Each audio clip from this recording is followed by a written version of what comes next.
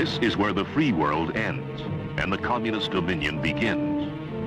This is the border between West Germany and Eastern Europe.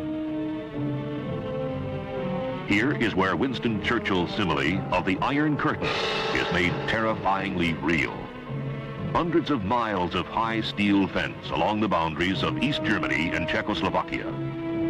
It is from somewhere behind this steel barrier that attack would come should the communists employ armed force to press their dream of world domination. So it is that men of the United States Army patrol the roads along the fence, on watch day and night, keeping their vigil in the air as well as on the ground. Reports flow back constantly to 2 United States cavalry regiments that are poised along the border of West Germany, ready to hurl themselves at the foe should invasion come, determined to slow his advance until the free world deploys its armed might. For this is the frontier of freedom.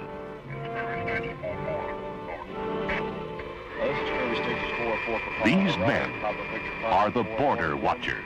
1 PS guard tower.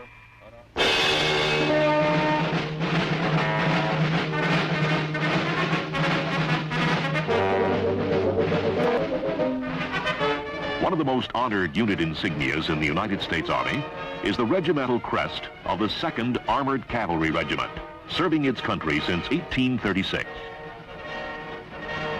Today, its motto, toujours prêt, always ready, is more significant than ever, as the men who wear it carry their vigil into the skies. That is Czechoslovakia in the distance, occupied by armies of the Soviet Union, a totalitarian power that has used armed force to dominate its neighbors. It is lush countryside, a landscape painter's delight. Massive castles frown over sunny fields and dark forests. The red tiled roofs of ancient towns gleam like illustrations from a medieval storybook. Rolling meadowlands, fertile soil for wheat and other crops, breathe a tranquil peace. Only the frontier fence mars the pastoral scene. It runs like an ugly scar interminably across meadowland and valley. Ominous watchtowers link it at regular intervals.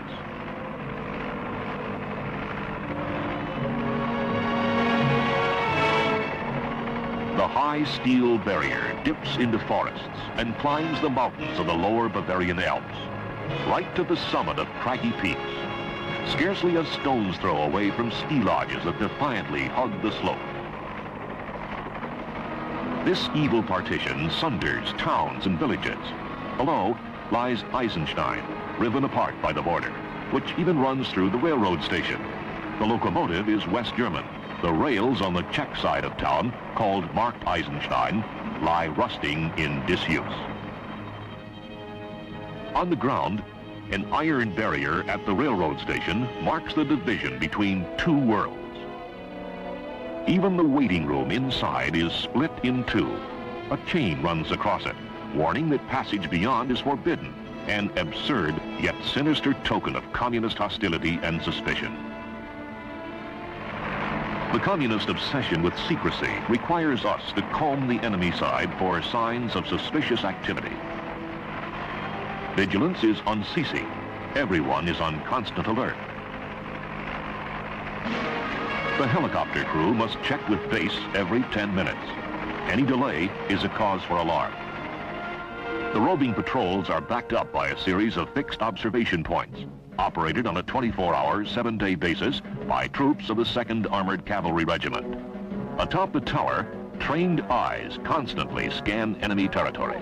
3 men walking northeast of Tower 2.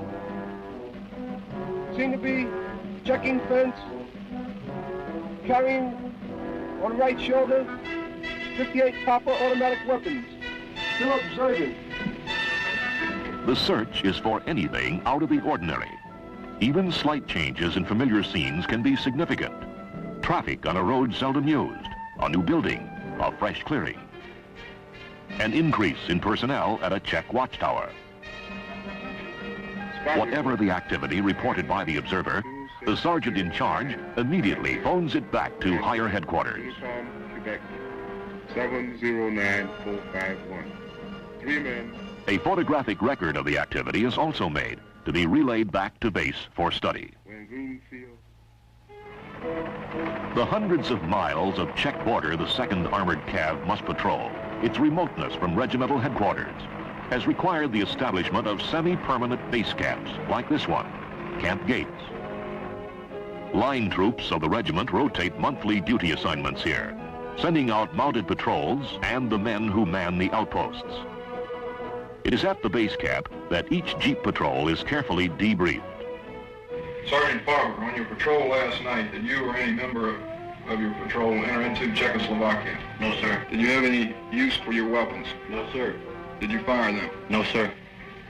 Did you at any time, you or your men, enter into the 50-meter zone? Yes, sir. Point out on the map exactly where. We entered the 50-meter zone at this location, and this location here. Were any of these points outside of your normal patrol route? No, sir. Then would you go into more detail on those personnel carriers which you spotted last night? Yes, sir. There were 13 personnel carriers, AT-64s at this location, loading on flat cars with approximately 30 men with them. About a platoon then? Yes, sir. Could you tell whether or not they were Czech or Russian carriers? It was difficult to tell, sir, but I'm pretty sure they were Czechoslovakian. Very good. Thank you, Sergeant. Yes, sir. Cavalry means movement, and the border watchers must be ready to roll day or night. This constant readiness demands the highest quality of maintenance. The mechanics of the 2nd Cav perform prodigies of labor to keep equipment operational. The same sense of urgency motivates signal technicians. Operational standards are rigidly maintained by inspection teams from higher headquarters.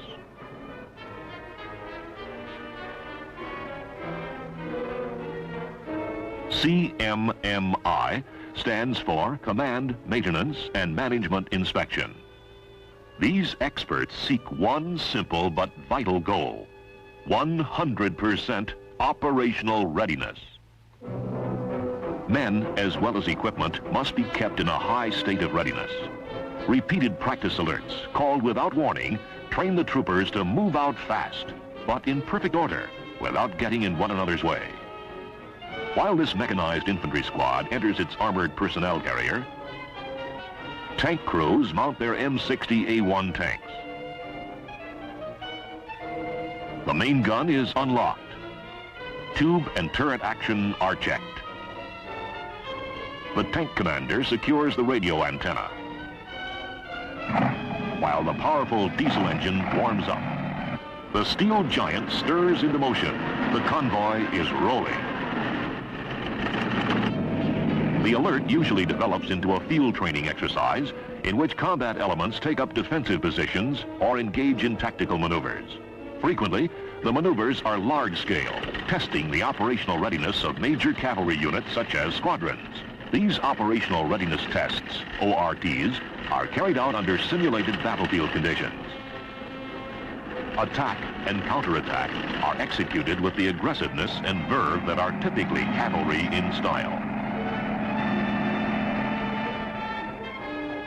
The maneuvers are often joined by West German paramilitary troops whose job is border defense.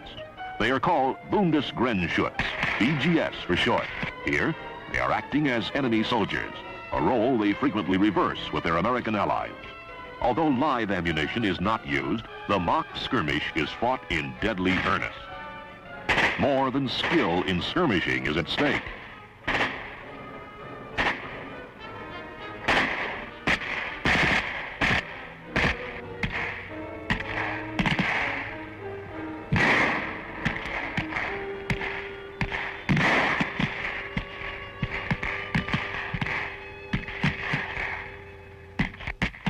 These men of the German Federal Republic are prepared to defend their country and the nations allied to them in NATO.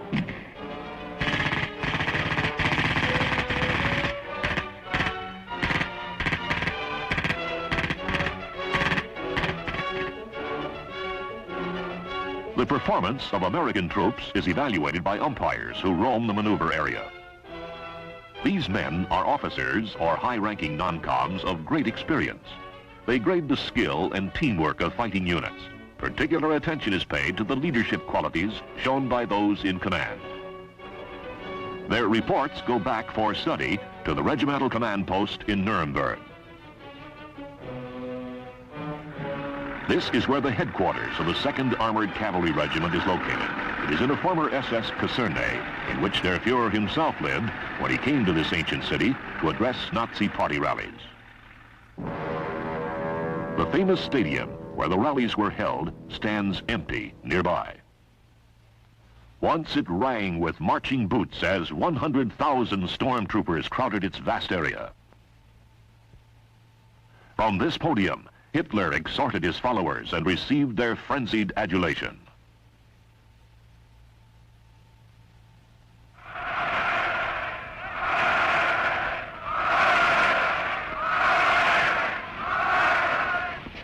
So wie dieser Block hier und die wir in Deutschland durch nichts zerbrochen und wenn jemand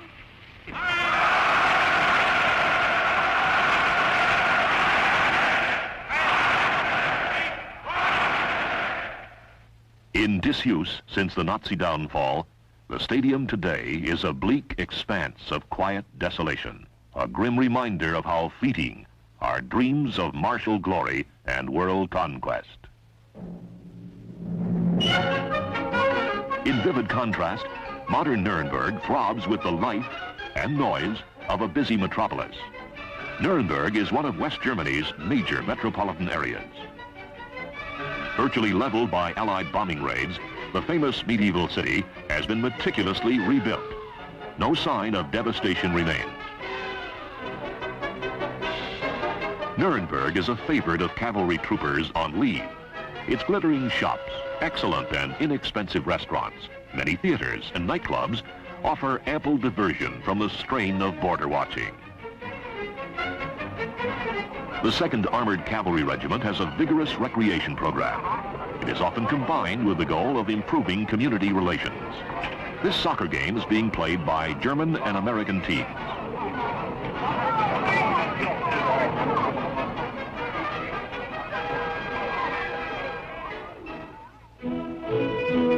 Sharing the border watch with the 2nd Cav is the 14th Armored Cavalry Regiment. It patrols a shorter stretch of border along East Germany, running north. The northernmost section of the border is manned by British troops. Headquarters of the 14th is at Fulda.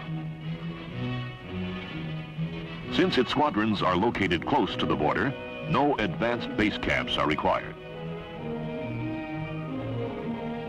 Border watch activity is carried out much like the 2nd Armored Cavalry Regiment.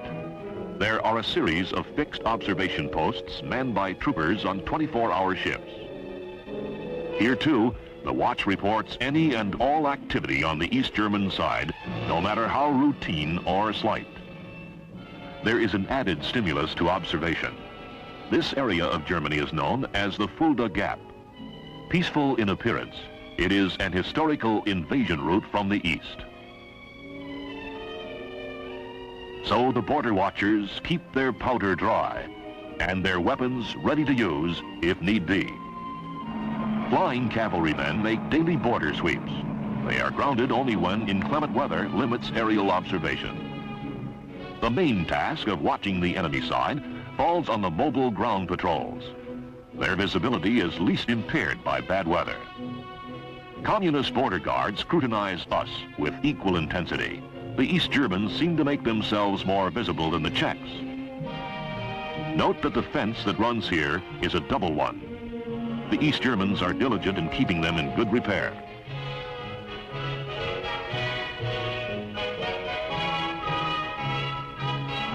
They also conduct surveillance from the air. Their helicopters are Russian-made and fast. Their pilots are skilled. Communist watchfulness is meant more for their own people than for us. A trap for would-be escapees is seen below from one of our helicopters. Long strips of earth are plowed close to the fence. When the earth is soft, it leaves telltale footprints of anyone attempting to flee the communist paradise. The soft, fresh earth holds a deadly menace. It is seeded with mines.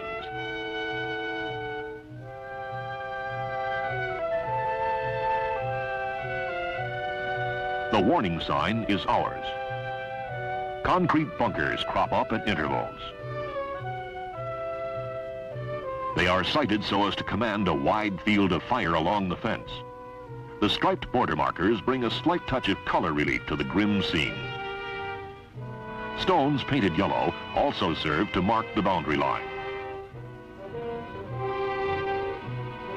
One of the grotesque results of the division between East and West Germany is this house that straddles the boundary line. Its occupants abandoned the part on East German territory and live only on the West German side. There are a few authorized openings in the East German barrier. This is a legal crossing, a customs station through which flows a meager amount of traffic from the two Germanies. The men crossing to check the automobile are West German. One is a Zollner, a customs official. The other is a member of the German border troops, the BGS.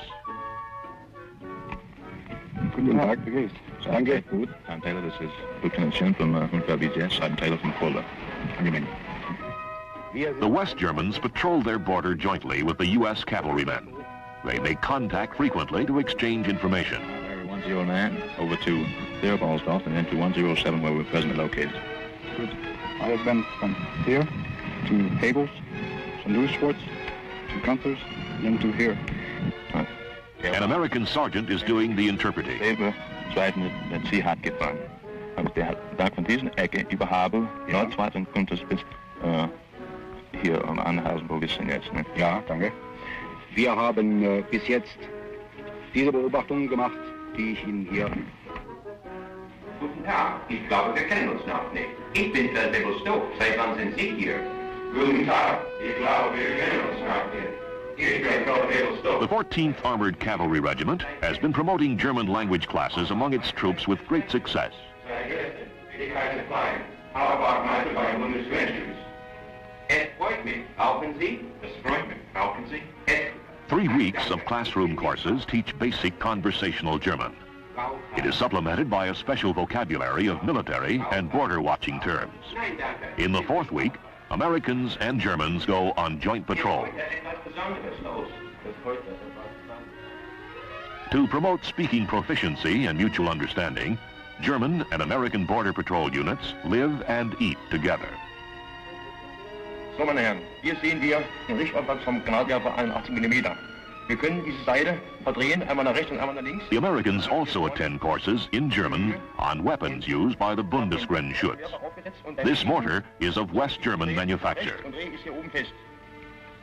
Der Werfer wird gebildet durch die Bodenplatte, das Rohr und das Dreibein. On exchange day, BGS soldiers visit the 14th Cav posts and vice versa. Here, a BGS captain explains to American visitors some features of a German patrol vehicle. But contact with Germans is not all military.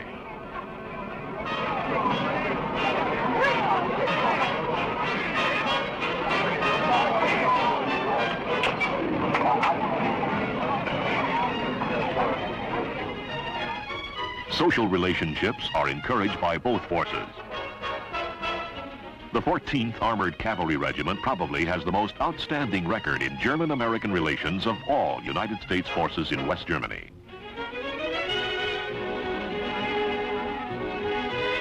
This sustained effort to cultivate friendship reaches deep into German civilian life.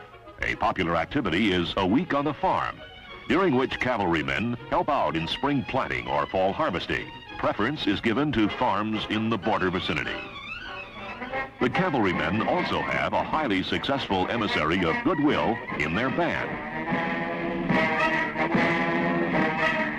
The band travels throughout the 14th Cav area, giving enormously popular concerts, participating in holiday celebrations and ceremonial affairs.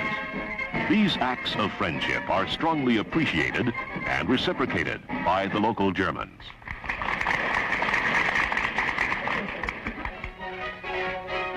No city in West Germany is more hospitable to American soldiers than is Fulda, regimental headquarters of the 14th.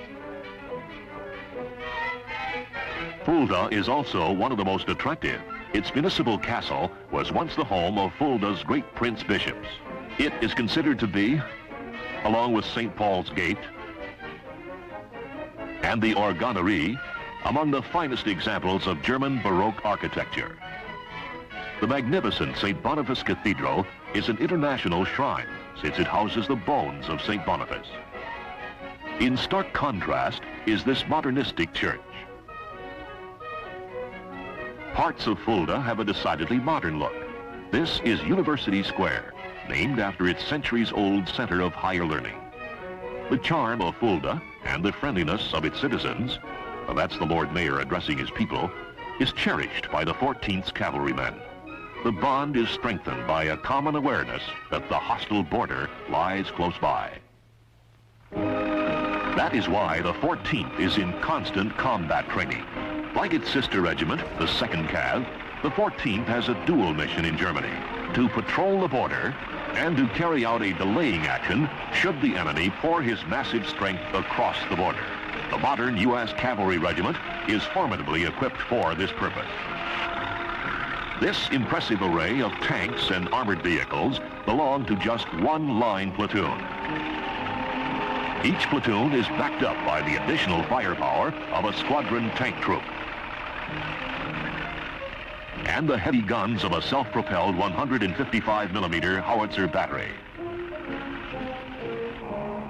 Helicopters add an aerial dimension to its ground reconnaissance capabilities.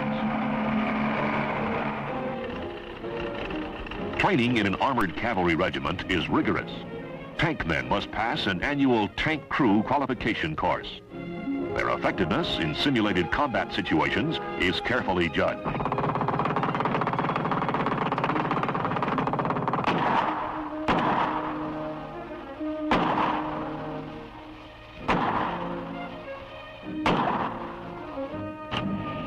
The cavalry's foot soldiers must also undergo strenuous tests in what is known as MISPIC, Mechanized Infantry Squad Proficiency Course.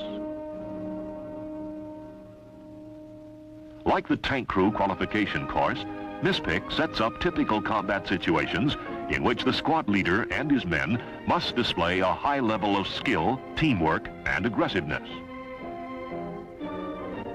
Howitzer batteries and 4.2 mortar crews must also pass annual qualification tests. It is all a far, far cry from the horse and saber days. The cavalry steeds are of iron now, and have even taken wing, like Pegasus. The thunder of horses' hooves has given way to the clank of tread and the beat of rotor blades. But the spirit of the past still rides with the 2nd and 14th Armored Cavalry Regiments.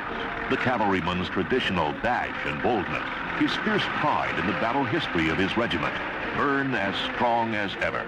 The 2nd Cav, which fought valiantly in almost all of America's historic wars: the Mexican, the Civil, the Spanish-American, World War I, and World War II.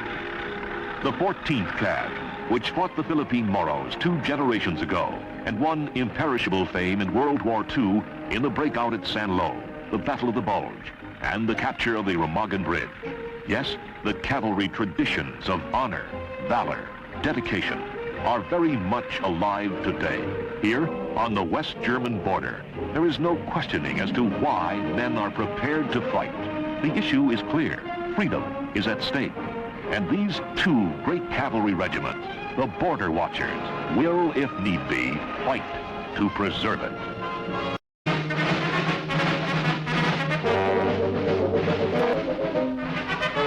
One of the most honored unit insignias in the United States Army is the regimental crest of the 2nd Armored Cavalry Regiment, serving its country since 1836. Today, its motto, toujours prêt, always ready, is more significant than ever, as the men who wear it carry their vigil into the skies. That is Czechoslovakia in the distance, occupied by armies of the Soviet Union, a totalitarian power that has used armed force to dominate its neighbors. It is lush countryside, a landscape painter's delight. Massive castles frown over sunny fields, and dark forests. The red tiled roofs of ancient towns gleam like illustrations from a medieval storybook. Rolling meadowlands, fertile soil for wheat and other crops, cross the border. The modern U.S. Cavalry Regiment is formidably equipped for this purpose. This impressive array of tanks and armored vehicles belong to just one line platoon. Each platoon is backed up by the additional firepower of a squadron tank troop and the heavy guns of a self-propelled 155mm howitzer battery. Helicopters add an aerial dimension to its ground reconnaissance capabilities. Training in an armored cavalry regiment is rigorous. Tank men must pass an annual tank crew qualification course. Their effectiveness in simulated combat situations is carefully judged.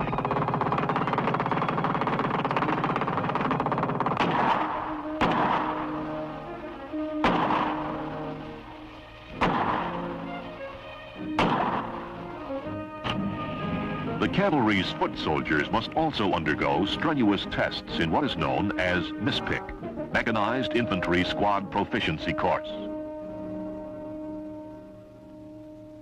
Like the tank crew qualification course, MISPIC sets up typical combat situations in which the squad leader and his men must display a high level of skill, teamwork, and aggressiveness. Howitzer batteries and 4.2 mortar crews must also pass annual qualification tests. It is all a far, far cry from the horse and saber days. The cavalry steeds are of iron now, and have even taken wing, like Pegasus. The thunder of horses' hooves has given way to the clank of tread and the beat of rotor blades.